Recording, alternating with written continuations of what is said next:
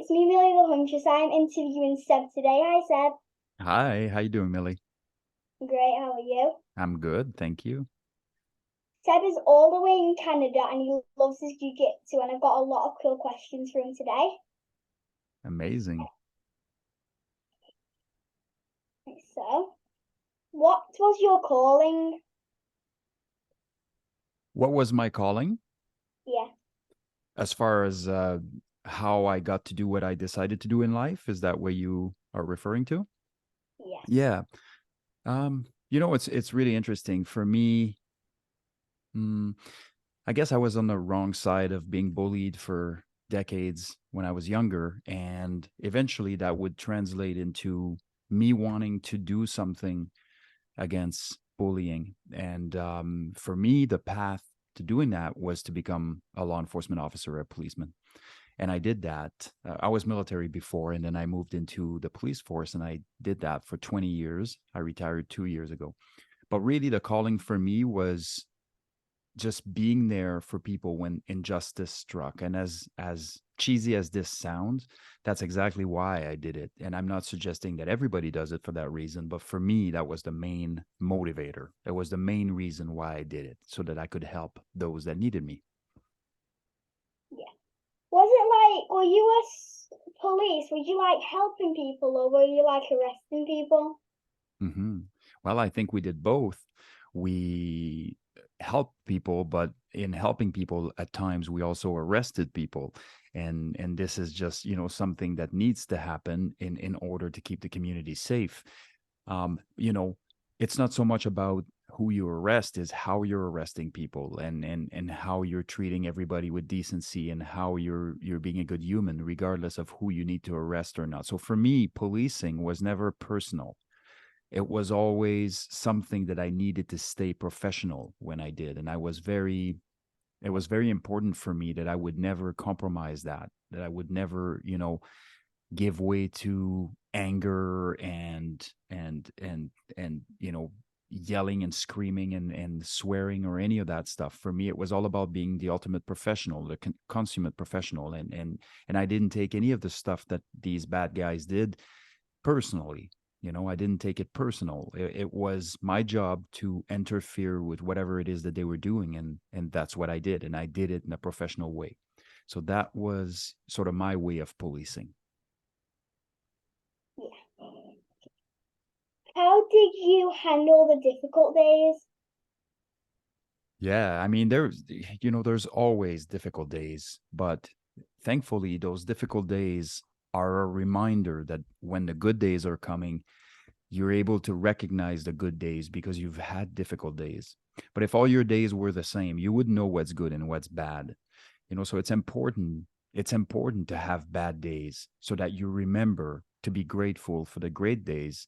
And so for me, it had to do with continuing to push forward. It had to do with doing the things I didn't want to do, but I knew I needed to do, such as, balancing my nutrition, or going to the gym, or doing jujitsu, or doing Muay Thai, or whatever the case may be. So even when I had a bad day, I would always resort to the things that generally make me happy, and I would go out there and do the work no matter what. And I knew that better days were to come, and I just moved forward until better days came. And when better days came, I was grateful about those days, and I realized that eventually days would get bad again, and I was ready for that. I was prepared.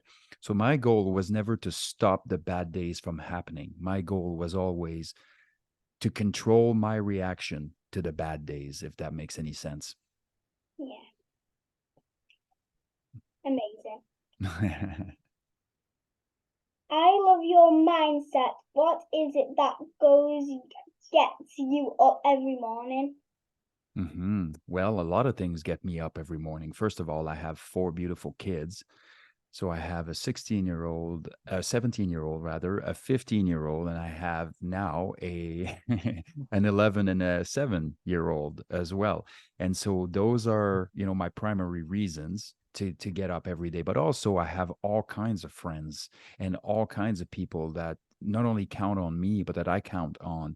And any day that I'm given a chance to live and to be out, I can do whatever I want with this life. And I just see that truly as a gift, to have the ability to do whatever you want, to be in control of your life and control of your reactions to the things that occur in your life are, is the reason why I get up in the morning. But also so that I can get some fun, that I can have some fun, and I can get some cool stuff done, like some of my YouTube videos or some of my roles or whatever, just having fun with life, because that's a very important piece. So it's important that I have good people surrounding me. So it gives me the energy to get up and go link up with the people that I love and that are really beneficial to me and I'm beneficial to. And also for me to have good solid plans on what I want to do and I call it move the needle forward, like just move forward and get better and faster and stronger and smarter. All those things are the reasons that keep me getting up every day. And I am grateful that I'm able to get up every day. That was a good answer. Thank you. How long have you been practicing jiu-jitsu? So roughly 17 years, but I think it might be more like 18 soon. Yeah, so I think I'm running up to 17 or 18 years of jiu-jitsu. I've been doing it for 2 years. Yeah, you're already really good. You're probably progressing faster than me. I'm not that smart.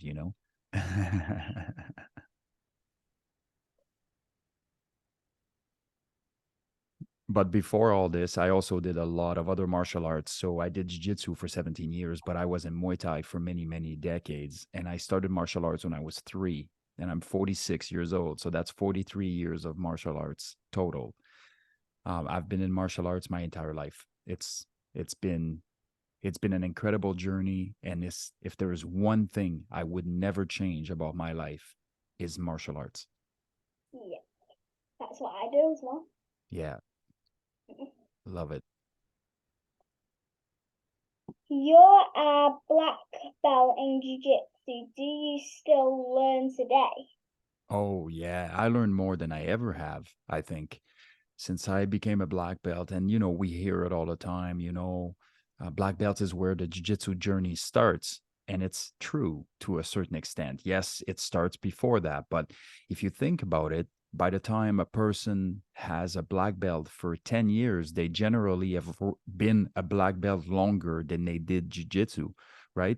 Because it takes about 10, 12 years to go through the belts to get to black. But once you have had black for 10, 12 years, you've essentially done the journey all over again, you know? And I think it's just such a crazy difference between even when I got my black belt, which was 2 years ago, and what I am now in terms of knowledge, in terms of abilities, in terms of skills is completely different. But also it's kind of nice to have that as an achievement, and it's not that belt were very important to me, but I respect the fact that I did put 16, 17, 18 years in, and that I got my black belt when I had 15 years of jiu-jitsu, which to me is a massive accomplishment.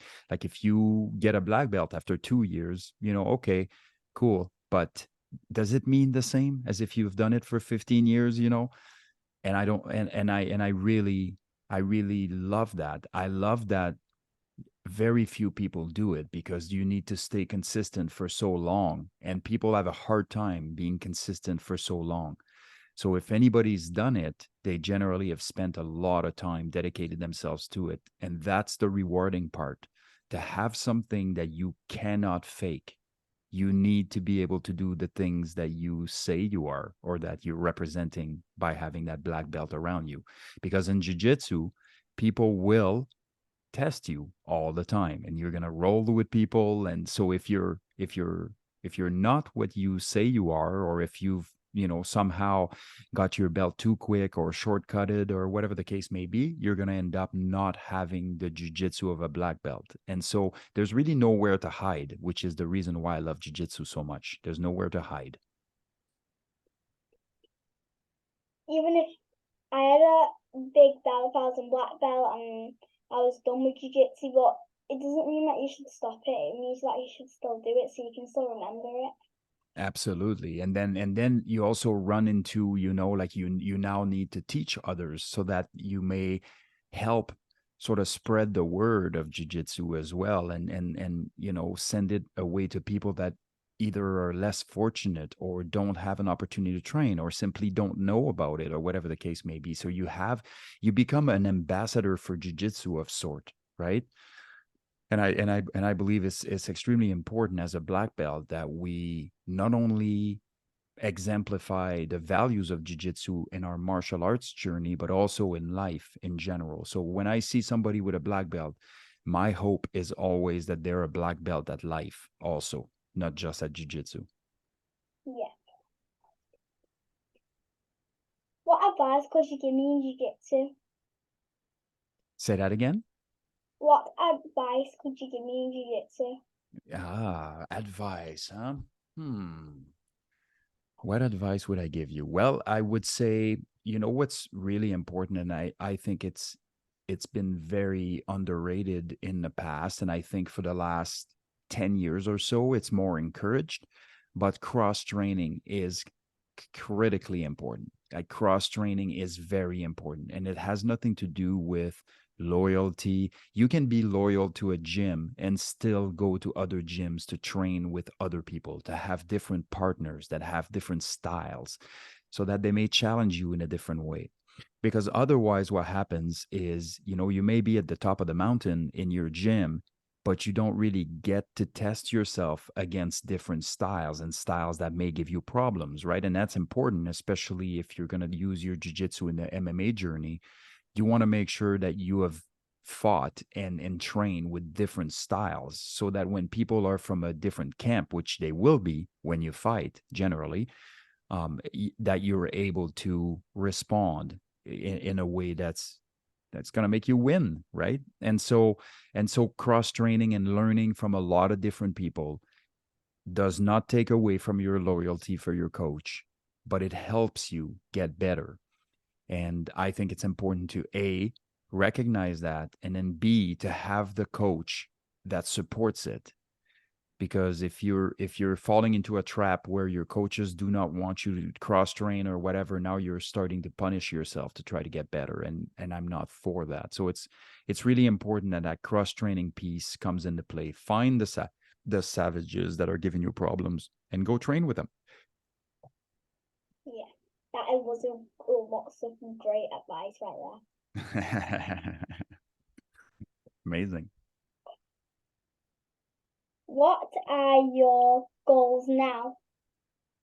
With respect to jiu-jitsu or just in life in general? Like in life? Both. Mhm. Yeah. So okay. Yeah. So I would say so. My goal in jiu-jitsu. So right now, I've been struggling with a catastrophic injury to my left leg, and my left leg, is going to get removed at some point here in the future. And so what I want to do is I want to learn and expand my game so that I'm able to do jujitsu and be effective at jujitsu with one leg missing, right?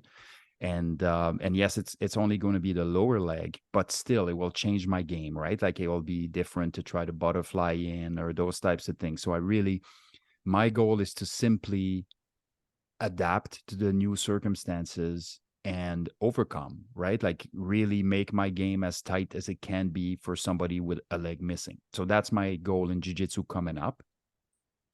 And eventually I would love to compete again as black belt, but even if I have an amputation or whatever, it really doesn't matter. Like I want to go out and, get some fights in and get into some scraps. So that's one of the plans that I have.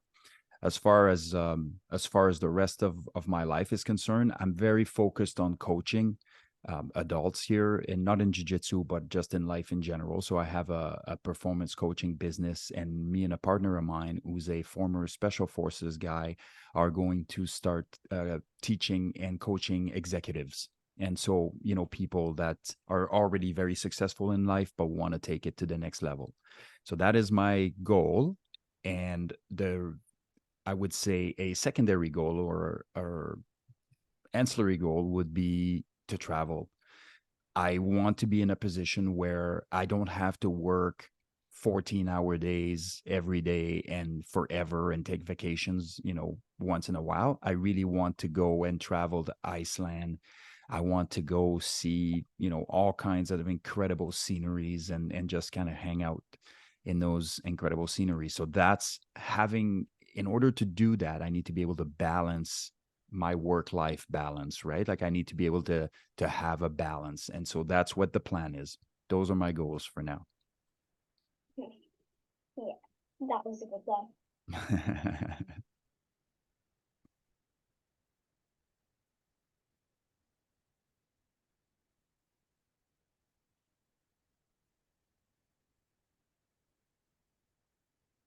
Come to the UK. What's that? Come to the UK. Oh, absolutely, I will. I've been to the UK a whole bunch of times. I used to go quite often, actually, when I was working in a special section that traveled the world, and I was going to the UK about every 2 weeks for at least 2 years. And so I've been there, a lot, and I love the UK. One thing I would love to do that I've never done before is to kind of go around. So every time I went, I stayed in London mostly, but I've never really been in the suburbs and the small towns and that kind of stuff. And I would love to do that. I would love to go around and go explore, so to speak, instead of just staying in the big city. And yeah, I don't know when that's going to happen. It was supposed to happen last year. So me and this friend of mine by the name of James Gehring, and he has a podcast called the Behind the Shield podcast, and it's a big podcast. He was going to go interview some people in the UK, and I was supposed to come with him, but the trip never happened. So we're hoping that it will happen in the future, and when it does, I'll make sure to let everybody know. Yeah. Well, in the UK it's cold.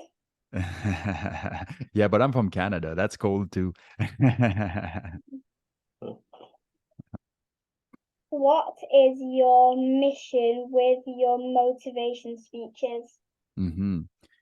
My mission is to teach people that actions are better than words. And even though I'm using words to prompt those actions, my goal is for people to move, because everybody seems to be of the opinion that we have all the time in the world, to do things, and we can just sit back and wait, and that somehow the answers are going to come to us, and that somehow we're going to be successful, and that somehow all the things that we want are going to happen on account of just because we want them.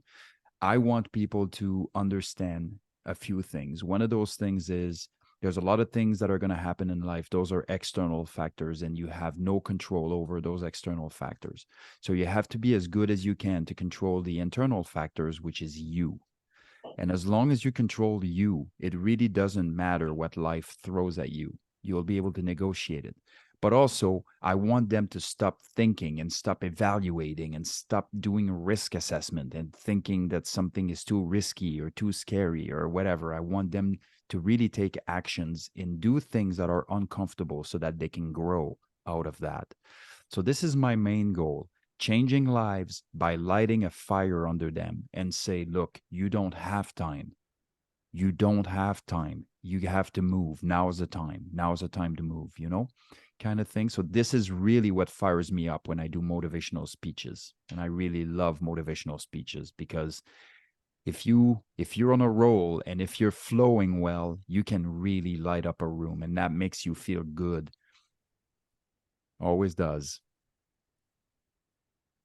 Tell me about beginning a oh, tell me about being a warrior plus and duality. Um, Sorry, you said tell me about being a warrior? And duality. I'm missing that last part. Duality. Oh, the duality? Oh, got Yeah. you, got you. Yeah. Okay. So it's important to understand that being a warrior is the difference between a warrior and a somebody that uses it for evil is the self-discipline piece and the intent. What is the intent behind what it is that you are doing? You know, if somebody, for example, and I'm trying to make this an example that's kind of easy to understand, but if I have to say hurt somebody that's trying to hurt other people, it's different than if I just hurt people, right? I do not want to hurt people. It's not a personal thing, but if I have to because somebody is hurting other people and I need to stop them from hurting people, then I will hurt them. And so theoretically, in both of those scenarios, you're hurting people. But one, the intent is different than the other one, right? And so for me, it's all about having that balance. It's all about having that compassion, having a big heart, wanting to help people, wanting, prioritizing love and really like giving love to people and all of those things balance with I also have boundaries, and those boundaries will not let me sit back when somebody's in trouble or when I'm in trouble or when my family's in trouble or whatever the case may be. And so it's really important. Like you can be a really tough person, that gets up at 4 o'clock in the morning, that goes for runs for 100 kilometers, do this, do that. But if you don't have the compassion side, if you don't have the love side, if you're not respectful, all of those things are taken away from your warrior ethos. And you are now essentially a bully. And so for me, everything that you can do as a warrior has to be offsetted by the other side of it. You have to be able to give love, care, and attention, those types of things. Does that make sense? Yes. Yeah. Thank you for speaking to me. Finally, do you think you could take me in a fight? No, I don't think so. I think I'd be losing probably right now. All you'd have to do is to kick my leg and the fight's over. I've got a tough kick. Hey? I've got a tough kick. I know you do. I've seen it. I think you're gonna have an incredible career, and I'm so excited to be a part of it. Yeah. Thank you so much. You are welcome, madame. Listening. You're welcome. Talk to you soon. Bye. Bye. Oh man.